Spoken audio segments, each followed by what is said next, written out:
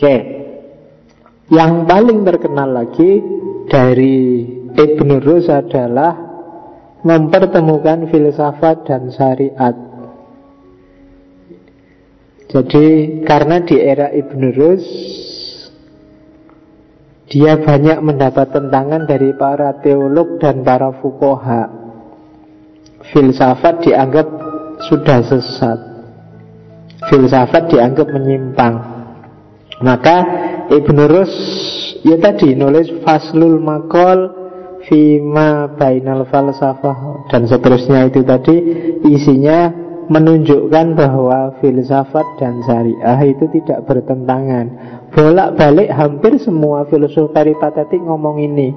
Bukan karena ikut-ikutan sama para filsuf pendahulunya, tapi karena tren umat Islam banyak yang anti dengan filsafat dari zaman ke zaman. Mulai zaman Al-Kindi sampai zaman Ibn Rus, ternyata konstelasi politik naik turun bikin orang sering-sering menyisihkan filsafat. Orang lebih suka fikih yang jelas halal apa haram. Jadi cara berpikir fikih lebih laku dibandingkan cara berpikir rasional filosofis. Sebenarnya sampai hari ini, hanya saja hari ini tidak ada lagi para filosof baru yang mengangkat tema ini. Sampai hari ini kan umat Islam itu cara berpikirnya kan masih fikih. Kalau nggak percaya kamu lihat TV, semua acara tanya jawab dengan ustadz itu mesti isinya fikih. Mama Dedeh kah, Ustadz Maulana kah, siapa yang TV itu, Solmed kah, siapa lagi. Kalau ada sesi pertanyaan, coba kamu perhatikan, pertanyaannya rata-rata fikih. Orang pingin dikasih fatwa halal apa haram, padahal begitu dikasih fatwa kadang-kadang juga marah-marah. Ya kan? Gimana hukumnya ngaji kayak gini ini? Kan terus kamu bingung, oh iya ya, dalilnya apa ya, hadisnya apa ya, mesti gitu. Selalu orang nanya dalil.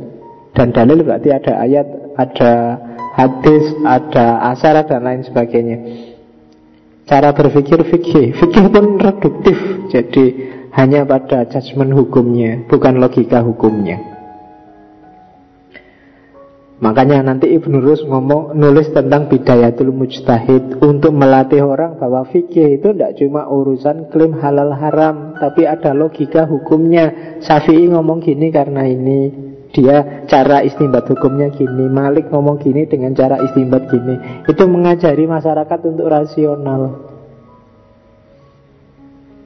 Makanya harus kalau kita ngaku muslim ya belajar dikit-dikit cara berpikir syariat, cuma bukan pada fikih tapi pada usul fikihnya, logika hukumnya.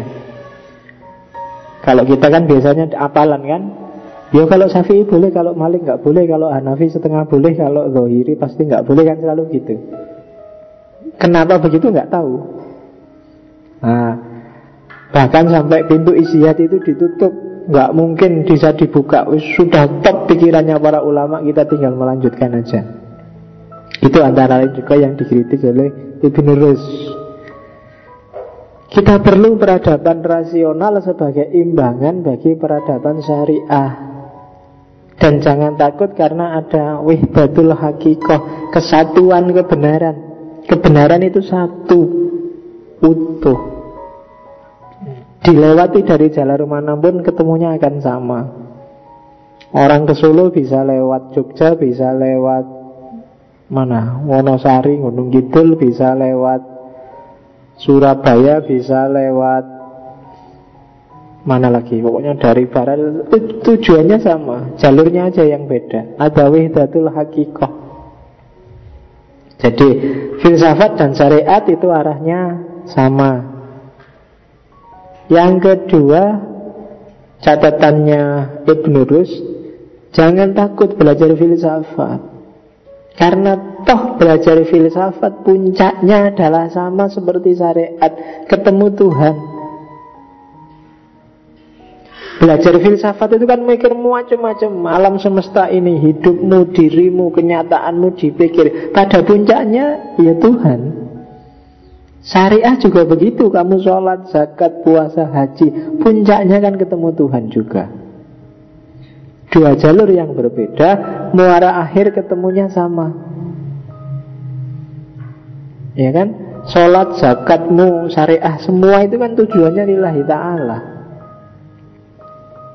Jadi karena Allah, maka pada akhirnya harus ketemu Tuhan. Innalillahi wa inna ilaihi roji'un. Baik sebelum mati maupun sesudah mati. Filsafat kan juga begitu. Mengejar Tuhan hanya saja pakai rasio. Kenali lingkunganmu, kenali alam semesta sekelilingmu, pada akhirnya kamu juga akan ketemu Tuhan. Karena puncak pengenalanmu terhadap apapun ada pada Tuhan. Itu Ibn Rus. Jadi dua jalur yang beda sebenarnya sama. Hakikatnya filsafat toh nanti berpuncak pada Tuhan juga. Man arofa nafsahu faqad arofa robbahu. Barang siapa kenal dirinya, kenal Tuhannya. Yaitu filsafat dan syariat. Karena itu, maka kalau ada pertanyaan mana yang lebih penting, akal atau wahyu, mana yang lebih tinggi? Kalau istilahnya Ibn Rus, akal dan wahyu adalah ukhtur rodi'ah, saudara sesusuan. Jadi sak dulur. Jadi saudara sesusuan kan nyusu di orang yang sama. Jadi podo, sama-sama saudaranya. Nggak ada yang lebih penting. Dua-duanya penting. Akal butuh wahyu. Kenapa akal butuh wahyu? Ya karena dunia dan segala isinya ini banyak hal yang tidak terjangkau oleh akal. Hal-hal metafisika, hal-hal yang sifatnya perintah, hal-hal yang sifatnya anjuran, itu akal sering tidak berdaya, maka akal butuh wahyu. Wahyu juga pasti butuh akal. Karena tanpa akal wahyu tidak bisa dipahami. Kalau akalmu mati, dikasih Quran sebagus apapun di depanmu juga tidak bunyi. Orang yang tidak waras itu mbok kamu kisah, ini loh Quran dibuka, tidak akan bunyi.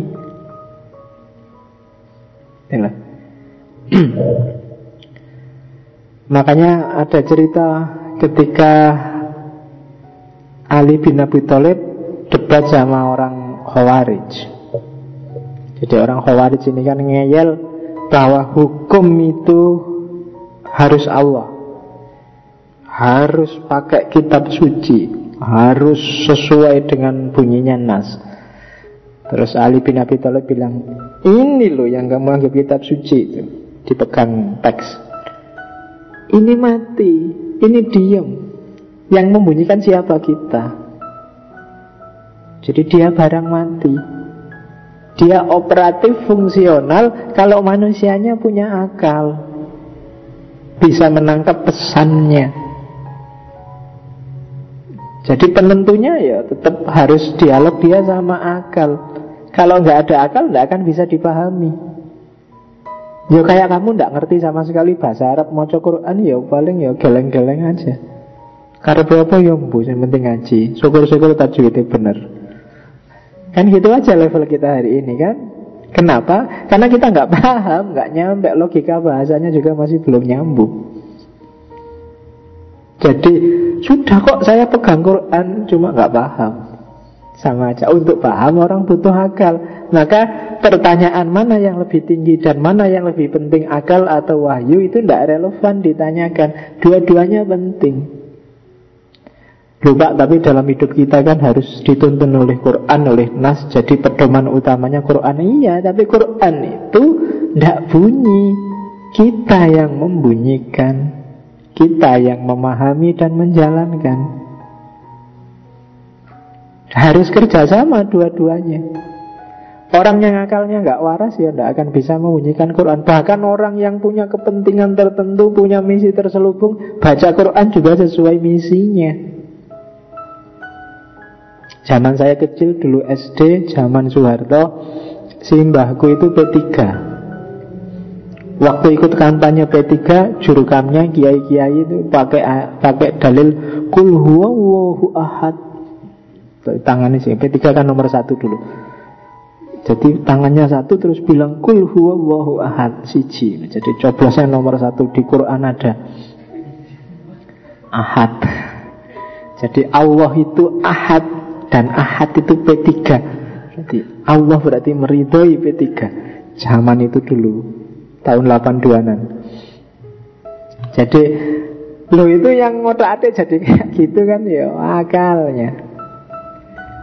Jadi lahir jutaan tafsir juga akalnya. Kalau Golkar dulu pakai hadis. Golkar kan selalu nomor 2. Jadi pakai hadisnya bahwa Golkar adalah dekat sama Nabi karena Nabi bilang ana wa kafilul yatim hakadha fil jannah.